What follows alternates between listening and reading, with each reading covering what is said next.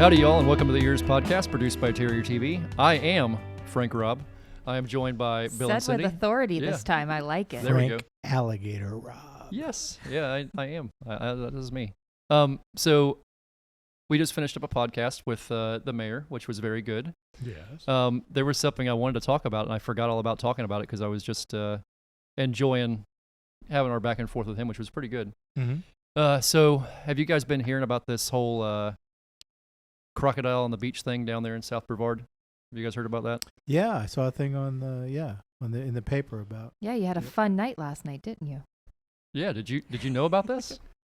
Oh, see. Yeah. Do you have inside information I didn't know about? No. Yeah. So yesterday, Question mark. a call came in about an alligator in somebody's fenced-in yard down in A1A, and whenever the guy who does the trapping down there in that end, actually he covers the entire county, he went there and I get this picture, like, is this an alligator? I said, nope, that is not an alligator. And he's like, what is it? And I said, that's an American crocodile. And I immediately went, okay, I know this lizard. I know what's going on here. So the alligator program and the crocodile program are two different things, two different sets of people that run it. So the alligator program called the crocodile program, they sent a guy up from Broward, and he said, hey, I need an extra pair of hands doing this.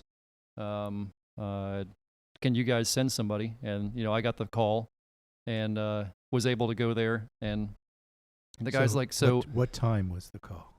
So I got the call at like 4 o'clock in the afternoon. Okay. And we get there, and the guy's like... A reasonable hour. Yeah. You get there, and the guy's like, so what do you want to do? I said, this is your show, buddy. What do you want to do? And he said, well, do you want to go catch it? And I said, sure. Be more than happy to.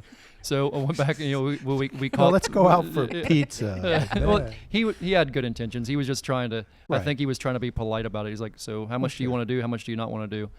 So I was like, I'll do as much as you want me to. Like, you're the guy. You just point me a direction, and I'll take care of it. And we caught it. It was a big crocodile, pushing 9 feet. I think it was like 130 kilograms. I mean, which is what, 300 pounds, 307 pounds. It's 2 to 1, something like that. I don't know, 2.5 to 1 kilograms to pounds. I forget. It's somewhere around 300 pounds. Yeah. It was a big dude, and we moved him off the beach was crashing, which is I'm sure the reason he was walking. It was the surf was huge down there, and we moved him, and now he's on to different things. Onto greener pastures. Yeah, well, onto calmer waters. Okay, there we go. We'll just leave it at that. But it was pretty cool, pretty awesome experience. I had way too much fun. It's like Now I've heard, and I'm going to ask, are crocodiles more aggressive than alligators? It's funny. The guy with Florida Today asked me the same question. Jim Weimer asked me the same question. He goes, so alligators are super aggressive. Are crocodiles just as aggressive? And I said, sir, I've caught a couple alligators, and I've never met an aggressive one. I've met some that are friendly toward people due to people feeding them and doing things they shouldn't be doing, or them being stuck in a corner and protecting themselves and defending themselves. But when it comes to aggressive, I mean, there's a lot more aggressive people than there are aggressive any kind of animal. I mean, if you're in Africa or something, stuff's trying to kill you. Over here, now, we got it set up over here, buddy. I expressed my question. Yes, I was getting there. I was getting there. Are they more aggressive than alligators? I didn't say alligators were aggressive. Neither are aggressive. He wasn't launching insults. No, I wasn't. And I'm getting lectured. No, I was honestly trying to answer. So crocodiles are even more shy than alligators. So they're aggressive doesn't really fit either one of them. Okay. Yeah. Okay. Then the whole reason the American alligator is protected is because of its similarities to the American crocodile. And there's only 1,000. There's like 1,000 pairs of American crocs in the state. So one even being up here. Which, I mean, I caught one the surf at the Cocoa Beach Pier in 2009, and I think my uncle caught one in 91 at the sheriff's farm in Cocoa, like a 10.5-foot female. This was a male, but it's very unusual. This is probably the one that's been hanging out down there for a couple of years, but it's not unheard of. It's just unusual, and it's pretty dang cool. Okay. Yeah. Wow. So yeah. Anyhow, I think we finished up at like 11 o'clock last night. Left there at 11 o'clock. It was a late evening. Wow. Okay. But anyhow, so that was my story, and I'm sticking to it. Seem And- reasonable? Well, you should. Okay. Today on the podcast, we are joined for the second time by Stel Bailey of Fight for Zero Brevard. Stel, we are super happy to have you here. Are you utterly shocked about the idea of being here for the second time? Yeah, actually I am. Okay, we're super happy to have you here. Tell us what's been going on in the world of Fight for Zero and with you. What's new and exciting? Oh my goodness, we have numerous projects going on. We just came back from Washington, D.C. We were alongside firefighters and 9/11 survivors who fought in the 9/11, tragedy, terrorist attack, and they're fighting for legislation. It actually went through, so we're really excited about that to help protect them from occupational exposures. A lot of them were exposed to really harmful chemicals when they were cleaning up that site in New York City. A lot of our firefighters, they have some of the highest rates of cancer. And so we're just incredibly grateful that we had Congress members listen to us and pass that legislation to protect them and to give them better access to health care. And so that was one of our big wins of this year. So for those that don't know, that's amazing. There's a lot of amazing things. When you're talking about chemicals that are affecting people in the world of firefighters and first responders and cleanup and things like of that nature, what chemicals are you specifically speaking of? Well, of course, one of the chemicals we're speaking of are known as PFAS chemicals. Perfluorinated compounds is the technical term for it. And they're a chemical known as a forever chemical because they don't break down. They're man-made. They're in a lot of things. They have polluted our waterways across the globe, but the firefighters particularly are exposed because they're in the firefighting foam that they use to put out the fire, and they also have it in their turnout gear that they wear. And then the 9/11 survivors were exposed to other contaminants that were in the buildings when they fell, and they were aerolized in the smoke, and so they actually inhaled a lot of it. When you saw them go down and you saw that smoke go through on TV, that's what they were inhaling. So they, a lot of them have had health impacts from that. You're amazing still. So to pay you a compliment, which I think is well-deserved, I've kind of looked up to you and the way you handle yourself, because we were talking about this earlier when me and you spoke. You have a different passion for this stuff because you've lived it. You've lived it and you've been through it. And I think sometimes people's passion gets taken out of context. And when people see you up sometimes talking about this stuff and talking about it with this really straight from the heart kind of approach, sometimes people go, man, this lady's, she's a lot. Yeah. She's hard to handle. And I try to remind people all the time that it's different when somebody has lived it and been through it and suffered from it and is trying to keep people from going through that. So tell us a little bit about that and just a little bit about your journey overall. I know you went over it in the first episode, but I think it's important for people that haven't heard that one to understand your story.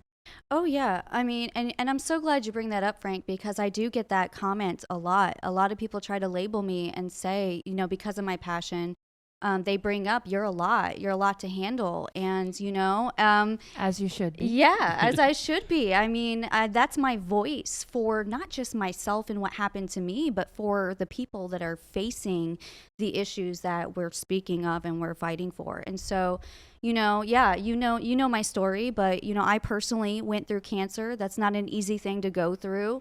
I think a lot of people, especially listening into this podcast, can relate. You probably have a loved one or someone if you haven't yourself been through not just cancer, but a life-altering disease that, it's something that you sit there and you take chemotherapy and radiation. You're in a fight for your life. And I am always talking about how grateful I am I went through that. And it wasn't just me. It was my brother. It was my father. It was my uncle and our family dog, all in the same year. I had to learn to be a caregiver and a patient in the same year. And if it wasn't for that experience, it wouldn't have made me as strong as I am today and as fierce as I am and as bold as I am and so caring and passionate about the issues that I'm taking on and dealing with. You face death in its face, and you know that. You went through your health, surgeries, and you know what it's like to face that fear of the possibility of no longer being here on earth. And I have 2 children, and they're my biggest passion. And when you mess with a mom, you better watch out because you lit a fire. That's what I love so much about Fight for Zero and what you do, is that this is truly grassroots. This is people that are true boots on the ground that looked around them and said, no, never again, not another family. We can fix this. We can do something about this. And see, that's what's so different about us too, is because we approach everything so differently. We don't want to duplicate efforts. And I love that we allow that platform to bring people's creativity. And it's not just people, it's our youth. I've got my son. He knows how to code whole websites. The kid is smart.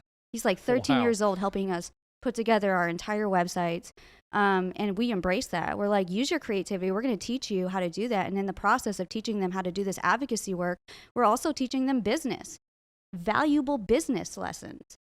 So it's just like a beautiful thing to see come together. And I know a lot of people get fearful of our advocacy, and they try to label us and try to say, you know, who we are. But until you sit down and have a real conversation with us, I don't think you can really make that assumption. Yeah, I think passion and drive are something that are very easy to be taken out of context whenever you don't understand why that person has the feelings the way they, which I guess you could say that for a lot of things, but if you don't understand where the person's coming from, you're never, which I was always trying to think of the correct way to say this, because I always try to tell people, I never tell someone I understand what they're going through, because nobody understands what someone else is going through. We all have our, like you were saying, we all have our own journeys, our own challenges, and I think it's like fundamentally wrong to say, you know what, I understand what you've been through, because I have no flipping idea. And I think part of understanding the passion someone's going through is trying to understand just a little bit, because you're never gonna get the whole picture, but to understand a little bit of why they feel the way they do. And I think at that point you've made a huge leap and a huge difference. Yeah, and I know we've talked about this, but the issues that we're facing, and it comes down to environmental water quality, it's a multi-layered issue. It's not just one. Everybody wants to say, oh, this is the one thing that's the issue. This is the one thing that's the issue, and this is going to fix it all. And there's no magic. No. There's no magic pill. No. Yeah, there's no magic changing all the water from one thing to something else and having it all go away. That's always been. You know, we were discussing something along this lines, which we've talked about this quite a bit. But people are always saying, well, man, if we just open an inlet, or if we do something where we flush all the water out of here and take it into the ocean. Like, there's so many things wrong with that idea. And as we said earlier, you can't, and just like we're talking about now with your passion and what we do and what, Bill's teaching, Cindy, what she does, everybody has their passion and their purpose.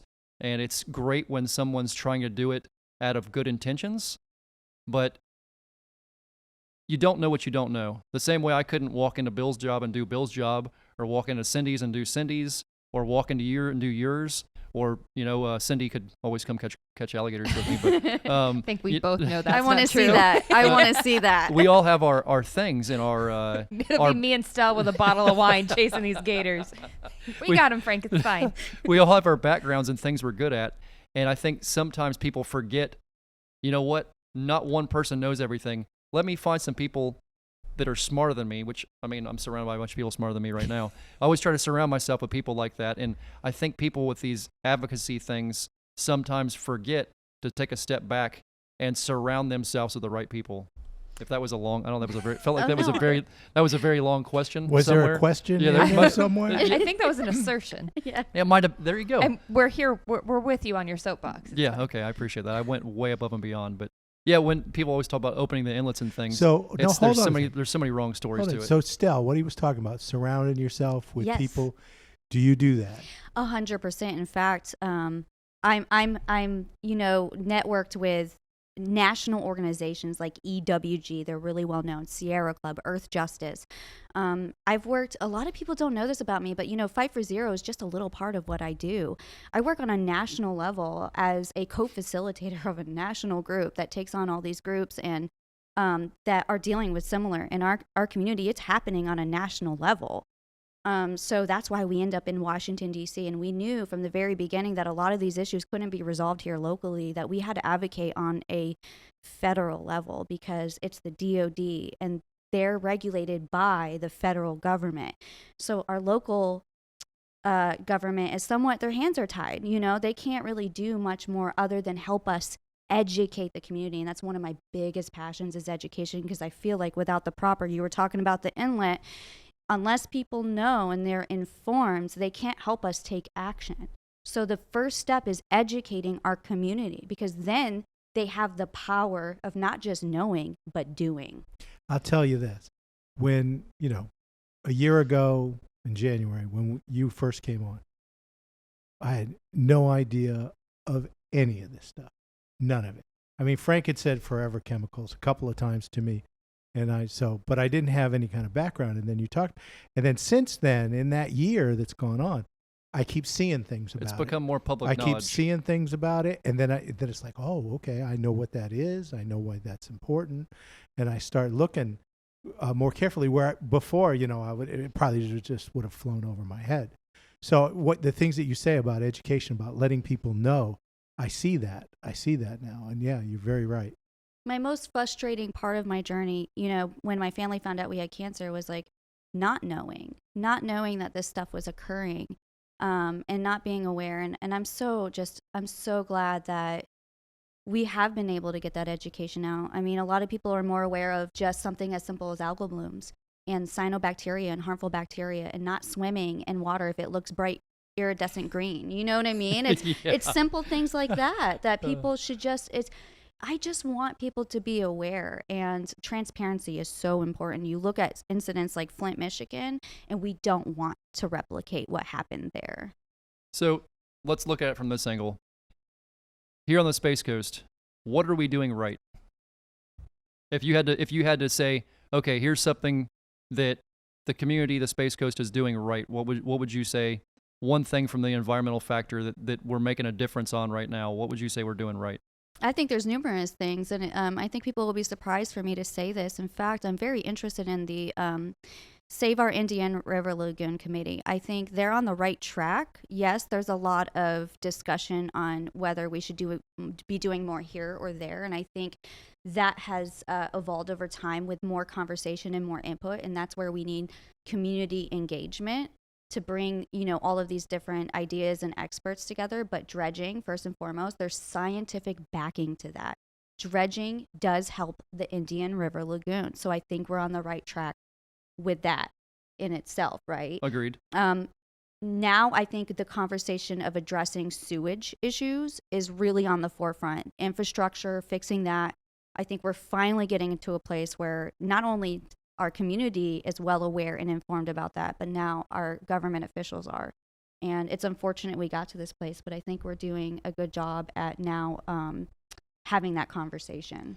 Yeah, and it's funny because we just had the mayor on here a minute ago, and we were discussing infrastructure, which is a big thing. You got a lot of these people that are in leadership roles now, like our mayor, and they're maybe hearing this stuff for the first time, or dealing with these issues that are popping up that have been a long time coming.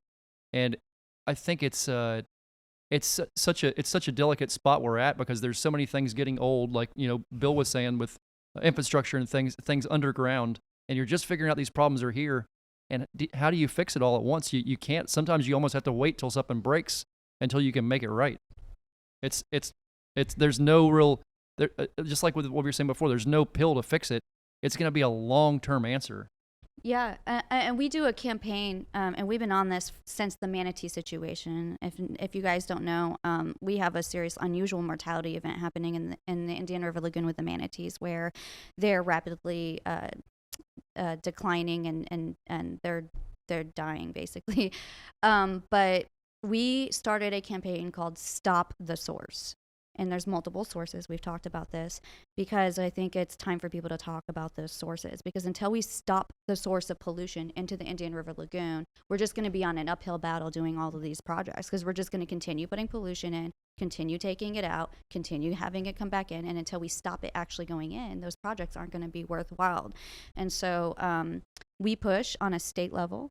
We push for funding, appropriations, for infrastructure, for sewage updates, for drinking water facility updates. Though that it's all helpful towards the common goal that everyone has, and that's what I loved about your Eco Festival. You led me directly to it. That was the whole I think that's something that's missed on all nonprofits everywhere, is that no matter what background you're on, there's ways we can all help each other. And that was the whole idea behind the EcoFest. It doesn't matter if you're a directly environmentally related organization or not. We can all learn things from each other and all help each other in different ways. And if we're not taking the time to do that, I know me and you talk all the time, like, hey, this is what's going on. What do you see from your perspective? What are you guys doing? What can we do? What's this other group doing? And if you put everybody together and have an event like that and everybody can network and change numbers and find ways to work together, that's how you make a difference. Yeah, I mean, you have to come together on something like this. Like we said, it's a multi-layered issue, and not just one group, not just one person can take this on. It's going to take all of us, including even our communities, taking the power back. And that's another thing that we're working on project-wise is we're working on revamping our website. We just launched our blog called The Advocate's Voice, where we are writing tons of articles and information, but we want to give a section, because one of the biggest things is people feel powerless. They feel like, well, there's nothing we can do, so forget it. I think a lot of people feel that way lately. And so we are like adding an educational piece of saying, this is how you take your power back. There's so many things that you can be doing to contribute to these issues, whether it's not using fertilizers on your yard, ensuring that your septic tanks are inspected. Just there's a lot of things, and it goes all the way down to pets and how you can take care of your pets and prevent them from, if you're using fertilizers on your yard, you could potentially be exposing them. And so we're trying to give people, we call it giving you the power back. It's great that people are actually interested in this. That's not that they haven't been, but I think right now more than ever, people are interested in environmental health and are being more and more conscious of that. And you think that's going to keep building? That's something you think you see keep going in that direction? Absolutely, I do. I think that we're lucky. We're in a generation where we have social media and we have information right there that we can research and look into. Again, I bring up my kids. They know more than I ever did at their age. I'm just so incredibly proud of our youth and their part in this. We have a girl named Addison who is getting an award next month on January 10th because she set out to put 800 hours towards cleaning up trash along the lagoon because she's so passionate about cleaning up the lagoon. And we need to introduce her to Clayton. Yeah. Oh, yeah. No, yes. They need to be buddies. Absolutely. We need to make that happen for sure. We should. Yeah, because that'd be like the super team right there. Yeah, it would. Yep. I mean, they should. I mean, they're just. I mean, that's another perfect example. I mean, it brings me hope, and I think we're on this path of like everybody's gaining knowledge and they're being more health conscious, and a part of that is also acknowledging the environmental factors, not just lifestyle, diet, and exercise, but that other element. That stuff goes generation and generation too.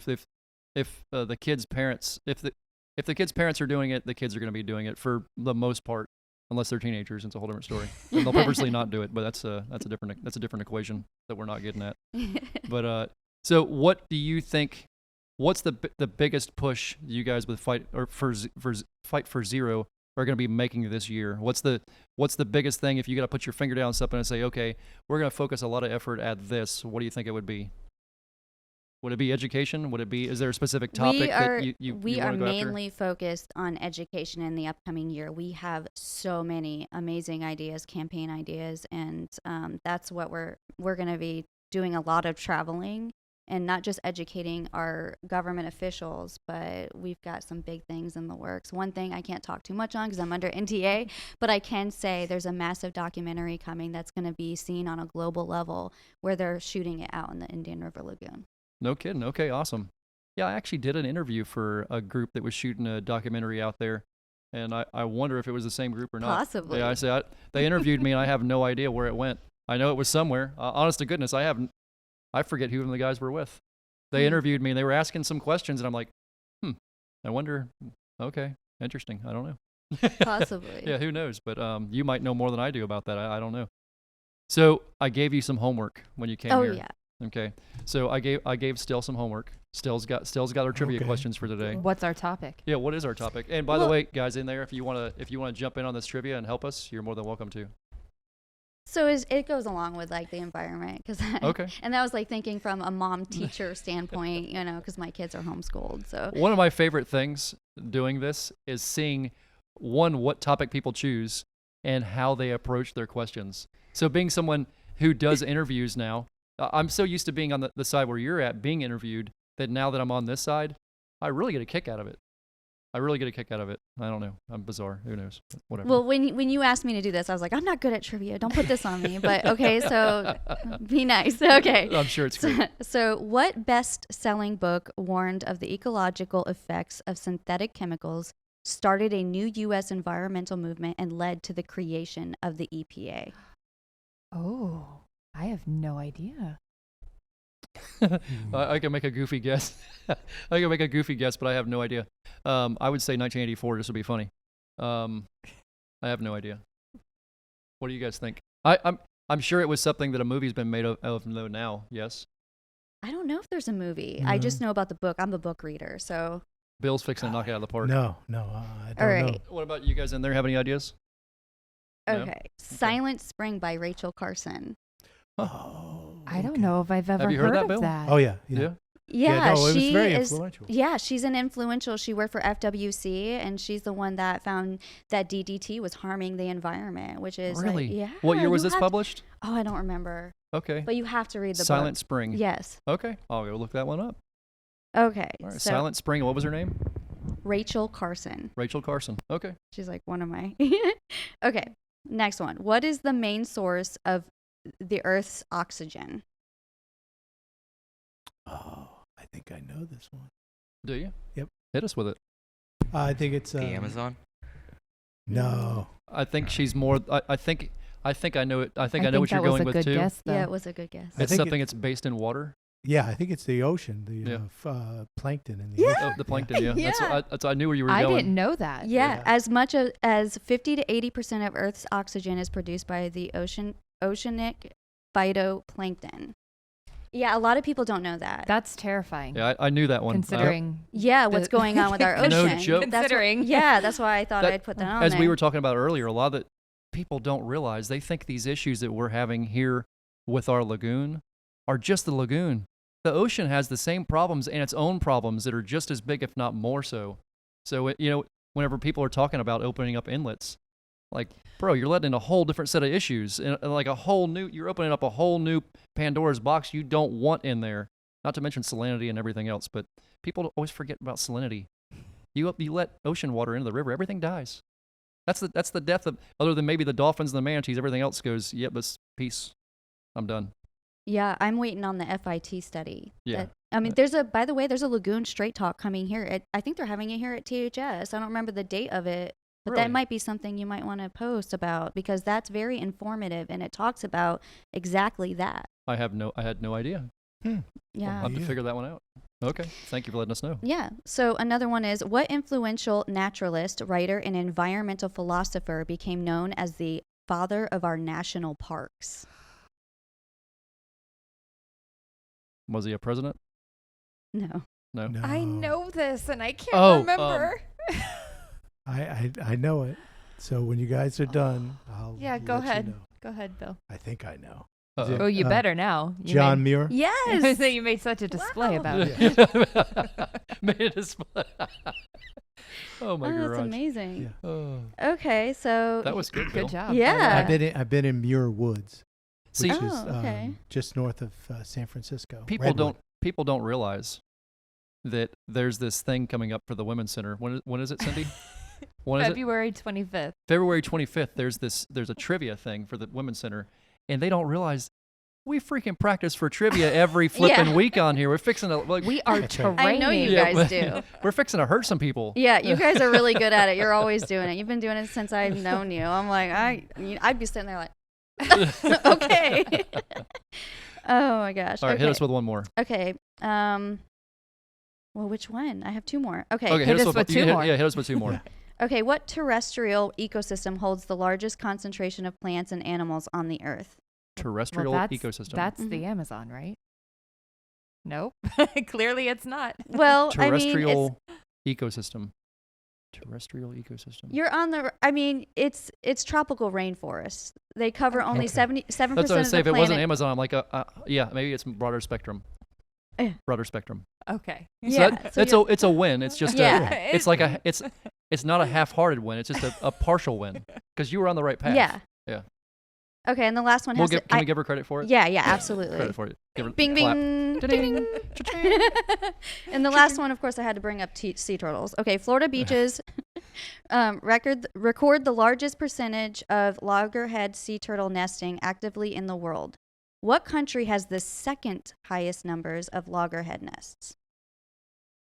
It's in Central or South America. Costa Rica? Isn't it in No, Asia? but that's a good guess. It's Central America. Or is Isn't it it Asia? Australia? Is it No, Central it's not America? Australia. It's Central America. Starts with an O. Starts with an O. And So now I just lost everything I possibly had. It starts Yeah. with an O. Is it an island? Oh. Oman. Oman. Really? Located on the Indian Ocean, it hosts the second largest percentage of loggerhead nests. I'm still researching Wow. that, but yeah, it's amazing. Okay. Did not know that. okay. I'm thinking about the Oman. what's the turtle that? Oh, my garage. The Ridley. Ridley. In Central America where they literally people eat them and stuff. Yeah.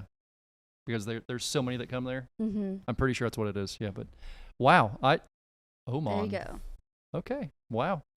Learn something every day. Every day. Yep, every single day. And it's all staying in there. So we're just warning you guys. You know, we've been warming up for this for an entire year. So if you're not scared now, you're best to get there. It is what it is. Still, we super appreciate you. We appreciate what you do, what you stand for, and what you're always working toward. And excited to see what's next. And yep, you got some family here with us, and we're always happy to help however we can. Thank you for having me and allowing me a space to talk about our work. We appreciate it. I say we all the time because this isn't just a me thing, right? So I think the same way about it. So Yep. Tell people real quick where they can find out more about Fight for Zero. you can go to fightforzerofl.org and you can learn about us on there. That's where our main website is. And then if you want to read our blog, it's advocatesvoice.com. And if you want one of the cooler social media profiles to follow, you might want to look her up because she got some pretty cool stuff on there all the time.